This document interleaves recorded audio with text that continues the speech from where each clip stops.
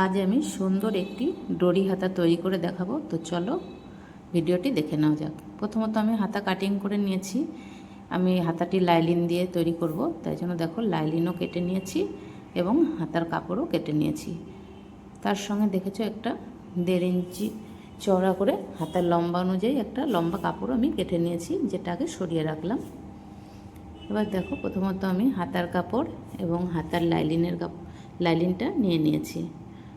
প্রথমত আমি হাতার কাপড়টিকে উল্টো করে পেতে নিলাম, তার উপরে হাতার লাইলিনটাও সুন্দর করে বসালাম। এবার দেখো এটাকে আমি চারিপাশ থেকে সেলাই দিয়ে সেলাই করে নেব।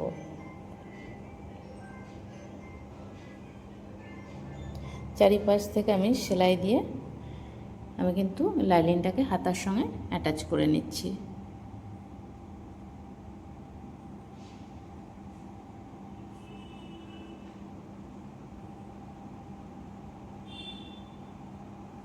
আমার কিন্তু লাইলিনটা হাতার সঙ্গে অ্যাটাচ করে নেওয়া হয়ে গেল।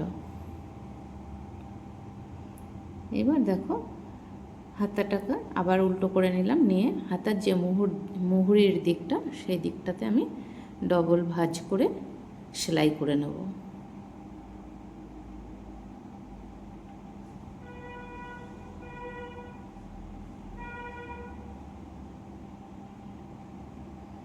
প্রথমত একটা সেলাই দিয়ে নিলাম, তারপরে দেখো উল্টো দিক থেকেও দেওয়া যায় এবং সোজা দিক করেও, আবার দেখো একদম ধারের দিক থেকে মুহুরিরই একদম ধারে বা লবে লবে আর একটা সেলাই দিয়ে নিচ্ছি। আমার কিন্তু মুহুরির দিকটাতে সেলাই করে নেওয়া হয়ে গেল। এবার দেখো হাতাটিকে উল্টো করে নিলাম, নিয়ে ভাঁজ করলাম।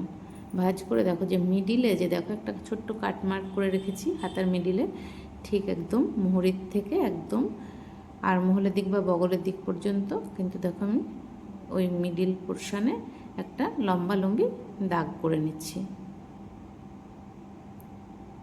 একটা দাগ দিয়ে নিলাম বা মার্ক করে নিলাম। ঠিক এবার দেখো যে একটা 1.5 ইঞ্চি মাপের 1.5 ইঞ্চি চওড়া এবং হাতার লম্বা অনুযায়ী লম্বা নিয়ে যে কাপড়টা নিয়েছিলাম সেটাকেও কিন্তু আমি ভাঁজ দিয়ে নিলাম। ভাঁজ দিয়ে আর কি দাগ করে নিলাম, নিয়ে এবার মানে মিডিল পোর্শনটা বের করে নিলাম, নিয়ে ওইখানেও আমি একটা মার্ক করে নিলাম। নিয়ে এবার দেখো এই লম্বা কাপড়টার দুই সাইডে লম্বা করে আমি কিছুটা করে ভাঁজ দিয়ে একটা করে সেলাই দিয়ে নিচ্ছি। এখানে কিন্তু ডবল করেও সেলাই দিয়ে নেওয়া যায়, কিন্তু আমি ডবল করে দিয়ে নিই এই কারণে তাহলে কিন্তু কাপড়টা বেশি মোটা হয়ে যাবে, সেই কারণেই আমি একটা করে ভাঁজ দিয়ে সেলাই করে নিচ্ছি। কারণ কাপড়ের সঙ্গে যখন লাগানো হবে মুখপাতটা এমনি ভেতরে চলে যাবে।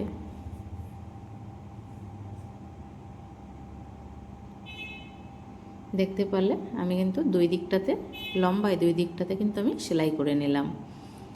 এবার দেখো হাতার কাপড়টার উল্টো করে নিলাম, যেখানে দাগটা করে নিয়েছি বা মার্ক করে নিয়েছি সেই দিকটাতে, এবং দেখো এই যে যেই লম্বা কাপড়ের টুকরোটা নিয়েছি সেইটা কিন্তু দেখো সোজা দিকটা উপরে রাখলাম, অর্থাৎ উল্টোর সঙ্গে উল্টোর মিল রেখে দেখো আমি কিন্তু একদম যে মিডিল পোর্শনটা ওইখানে বসিয়ে নিয়ে দেখো একদম ওই হাতার দাগের সঙ্গে এবং এই টুকরো কাপড়ের মিডিলের দাগের সঙ্গে অ্যাটাচ করে কিন্তু সেলাই করে নিচ্ছি।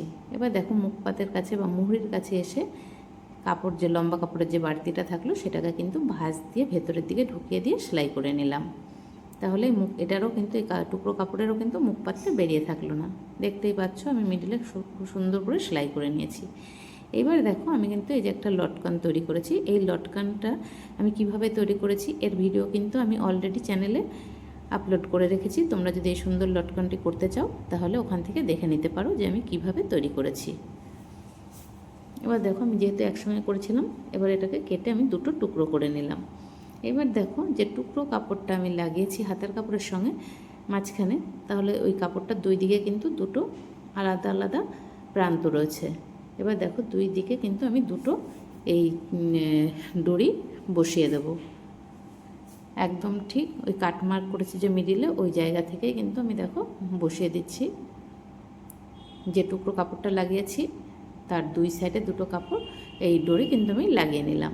এবার দেখো একটা একটা করে টুকরো দড়ি কিন্তু আমি এই টুকরো কাপড়টার মাঝখানে সুন্দরভাবে সেট করে রেখে আস্তে আস্তে